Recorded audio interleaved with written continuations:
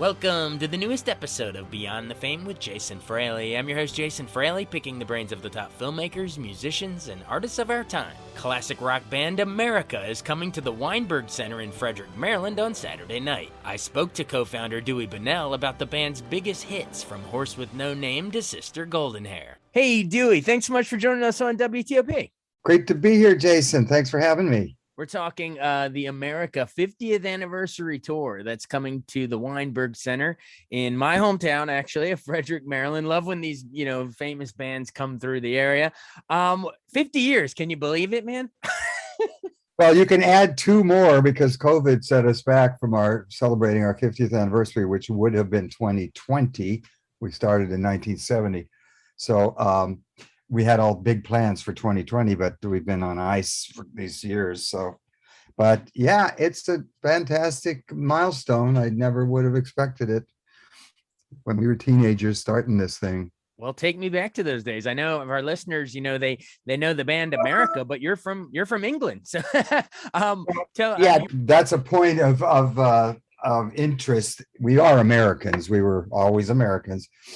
American citizens, American passports, but we were kids of fathers in the Air Force. So we were stationed over there in London in the late 60s and went to a high school there, an American school for people like us, for families and civilians who wanted their kids to be in an American school system. So that's how we ended up there. Gotcha. So that's how that all works. All right. So so when you were growing up then over there, what sort of bands were you into? Was it a lot of, I assume the Beatles were really big then if you're growing up over there.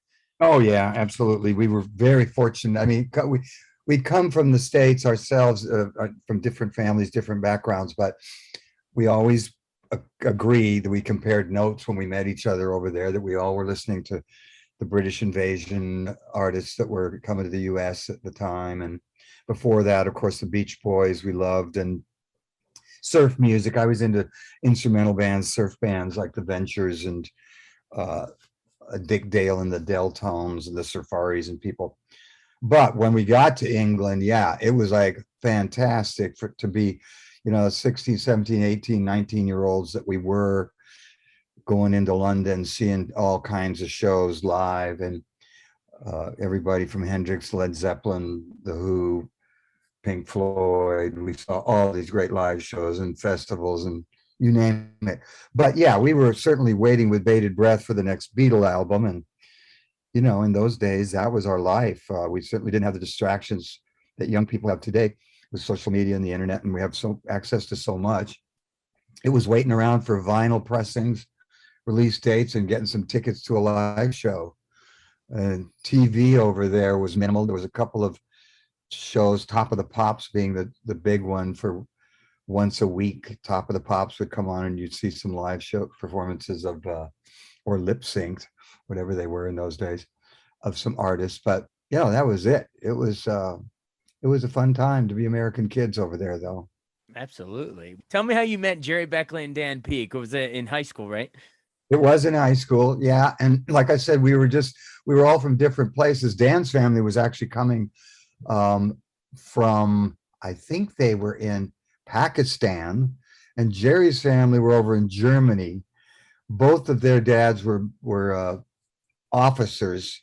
My dad was a senior master sergeant. But anyway, that's neither here nor there. But we'd come from different places. We were coming from California ourselves. My dad had been stationed up in San Jose, California. But, Jerry and I both had British mothers.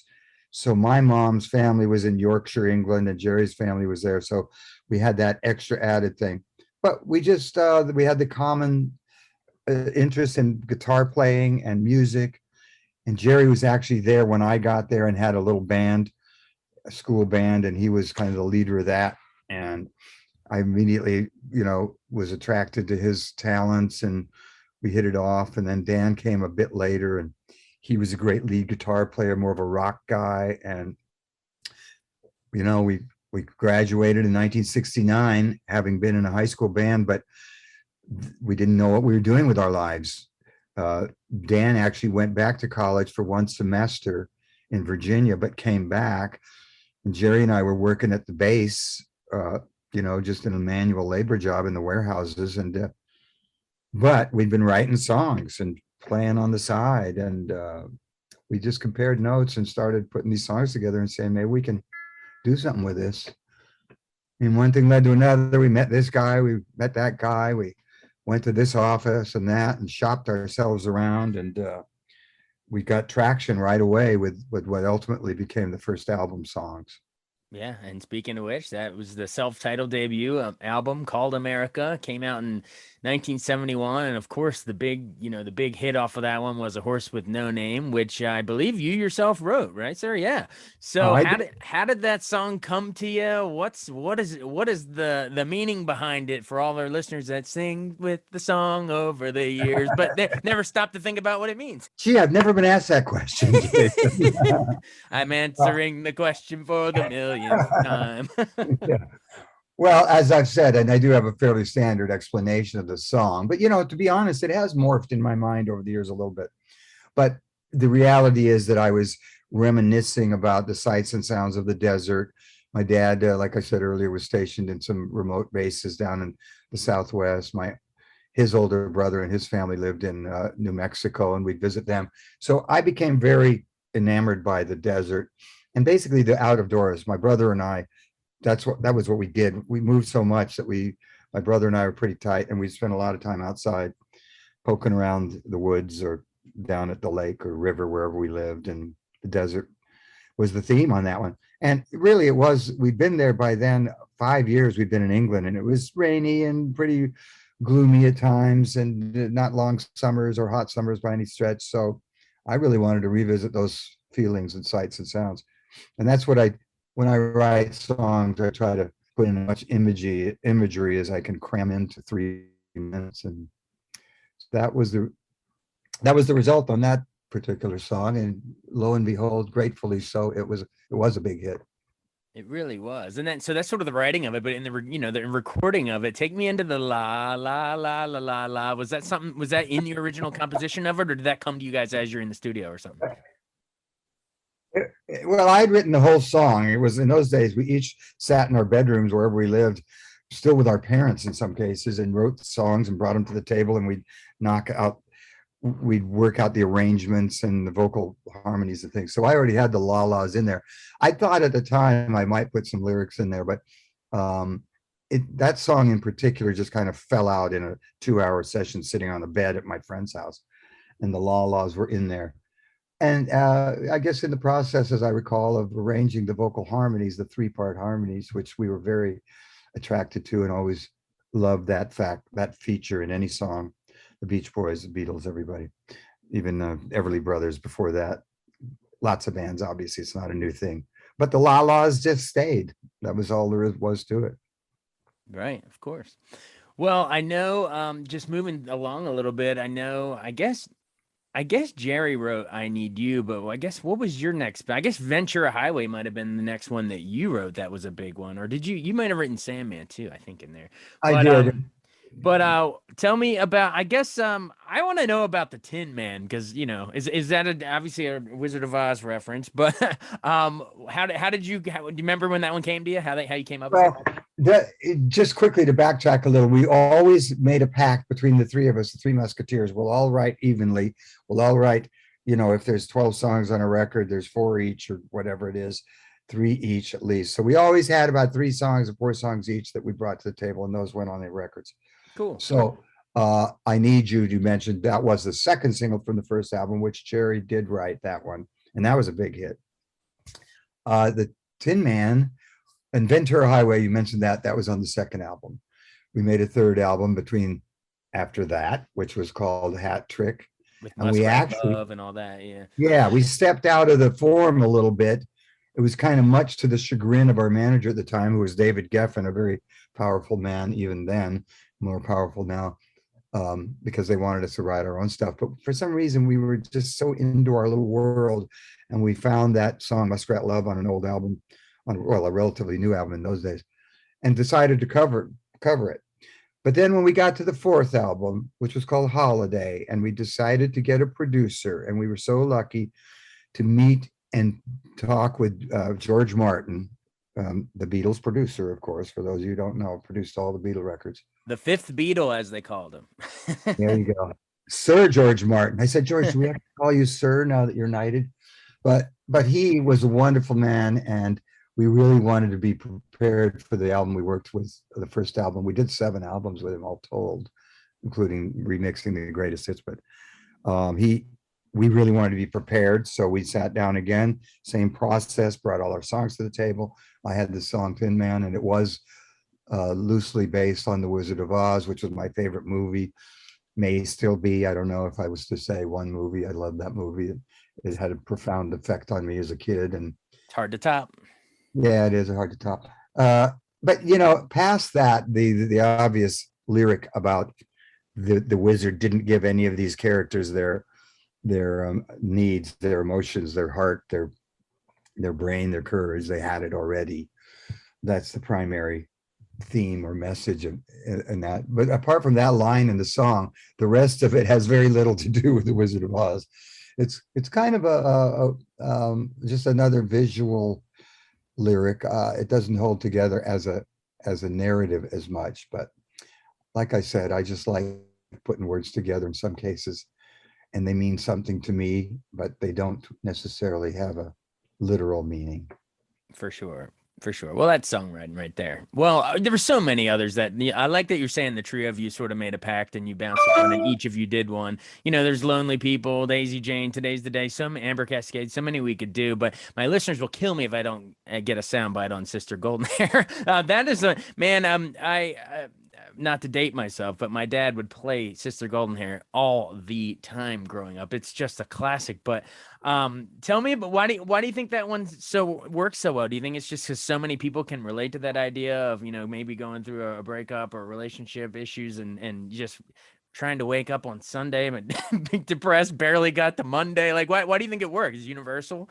I think that very first line, and I'm speaking from my own perspective because Jerry wrote that one.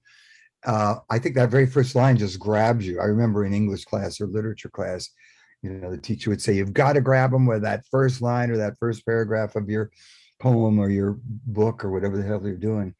And that line does grab you. But it's a great song anyway. It's really got nice passages in it. And, the rocking ending and the slide guitar, which was an homage to George Harrison. But Jerry had brought that, he'd written that, I think, during the second or third album. He always told me later on, I had that record knocking around and I can't remember him playing it. And there was some association with Jackson Browne, who was a friend of ours at the time, still is, but we were in the same office with him and all those guys at Geffen Records. But so I don't know how much they collaborated, if at all, if it was just something that Jackson said, or maybe a chord or something.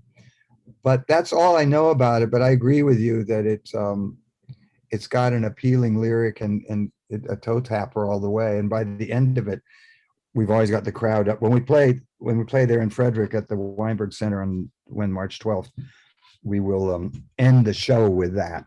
And you can see it's always a great crowd reaction. That song's forever too. Oh, they're going to rise to their feet singing. Yeah, by the way, that was the only other #1 record we had single, Horse with No Name and Sister Golden Hair. So there's another factor, milestone, whatever that song was part of. And you mentioned slide guitar. So is that what that is in the beginning? It's that that's slide guitar? Yeah, that's right. That's a slide. Man. Lap steel. Talk about hooking you not only with the first lyric, but also with that first guitar. We're on board the rest of the way. Well, exactly. We as you know, we could literally go all day talking about your songs, but we won't do that. But talk about I guess some of the other more landmarks from the band in general. Like I know, well, obviously you won a Grammy in '73, but in terms of these life achievement kind of stuff, like you get in the Vocal Group Hall of Fame in 2006, and then the Hollywood Walk of Fame in 2012. Was it rewarding that in turn of the millennium, people finally looking back, and did you have to pinch yourself to be like, wow, now we're starting to get life achievement stuff? That's got to feel a little odd. Well, it's great. It really is, Jason. I mean, it's like you don't expect a lot of things. Stuff happens by accident. certainly a lot of, when your music gets placed in TV shows or movies or anything like that, you don't have any real control over that. It comes to the office's desk and we go, wow, we're going to be in a Friends episode, or Breaking Bad is using Horseman name or something. Those are things along the way that are total bonuses. The Grammy was a great thing to get, although that was just bang. We won the Best New Artist Grammy of 1972. And that year was just, it's a blur. So much happened in the beginning. But then as the years have gone on, probably the Walk of Fame, the Hollywood Walk of Fame star, which is, I never even realized musicians got on the Hollywood. I thought it was all movie people, but when I first moved, I learned pretty soon that that wasn't the case. There's different art, different fields of artistry that get these stars. And the thing about that thing was my mother would have loved that. She was a big movie magazine and from the old school Hollywood thing, but unfortunately she passed away by the time we got that. But it's really nice to be acknowledged. But the biggest real crowning achievement for me is that we're still doing it. We're still playing live shows. We never broke up. Yes, Dan left the band in the late 70s, and we've had a series of different players in our band, but we keep players for a long, long time. In fact, sadly, we lost our original drummer, who was with us for 41 years, who had left the band about 7 years ago. He passed away last month, which was sad, but it just shows 41 years we had the same drummer, and we've had great people in our team. We're kind of a scaled down team now relative to the 70s and 80s when we had a very cumbersome touring group. But we can go out and play anything nowadays. We play all kinds of venues and theaters and festivals and casinos, and it's great. That part is very rewarding because you're doing it in real time every night. And a lot of those songs, we've played for thousands of times, but it never loses its spark for me. I really enjoy doing it. Oh, that's really, really good to hear. Well, we're excited to see it. But before we run, I want to remind our listeners, because you mentioned that, winning Best New Artist right out of the gate. But I want to tell our listeners who all you beat out that year for that title. It is like a Mount Rushmore kind of stuff. You beat out the Eagles, Harry Chapin, Loggins and Messina, and John Prine. I mean, come on. Yeah, it was a heavy field. We thought at the time, well, forget it. We're not getting this. We're kind of new rookies. John Prine had been very respected singer-songwriter, and Harry Chapin came to one of our shows that first year to give us some pointers on making our set better. And we knew all the Eagles because we were in the same office. Their album had come out a little after our first album. And, we sold more records, whatever. The Eagles have always been right up there on my list of fantastic singer-songwriters and great guys. And we were fortunate to come up with them. And who else? Loggins and Messina. Kenny Loggins we worked with a lot, and Jim Messina. And Jim Messina had come out of Buffalo Springfield, who were a huge influence on us with the Neil Young, Stephen Stills thing. And of course, we've always been aligned with these kind of CSN sound-alikes and whatnot. But all of those guys were in the office with us too. So it's just kind of a small world when you boil it down. We were all kind of together in the 70s. And so it's great stuff. I appreciate you pointing that out. Yeah, true. And Joe Walsh actually worked with you all on Green Monkey before he even joined the Eagles, I think. So you got him first. Yeah, Joe's a good friend of mine. I was talking with him last night, actually. So did he say, how you doing? Yeah, what you doing? I love Joe. He's one of the great guys in this business, and he's seen a lot, done a lot. Big survivor guy. Yeah, the stories that man could tell. Got it. Well, awesome. Well, I really, really appreciate you joining us, Dewey. And again, just reminding everybody, it is the we're calling it the 50th anniversary tour, 52 technically, but it's COVID is all one blur year. So we'll call it 50th anniversary tour, right. Established 1970 America. It'll be live at the Weinberg Center here in Frederick, Maryland on Saturday, March 12th, 7:30 p.m. Get your tickets now. Bring your dancing shoes. It's going to be a lot of fun. Thanks so much for doing this. Yeah, thanks, Jason. And good luck to you and WTOP. And we're looking forward to getting there. All right, I really, really appreciate it. Thank you, sir. All right. Thanks, buddy. Take care. Thanks so much for joining us on Beyond the Fame with Jason Fraley. Remember to hit the subscribe button and give us a 5-star rating if you like what you hear. We'll see you next time.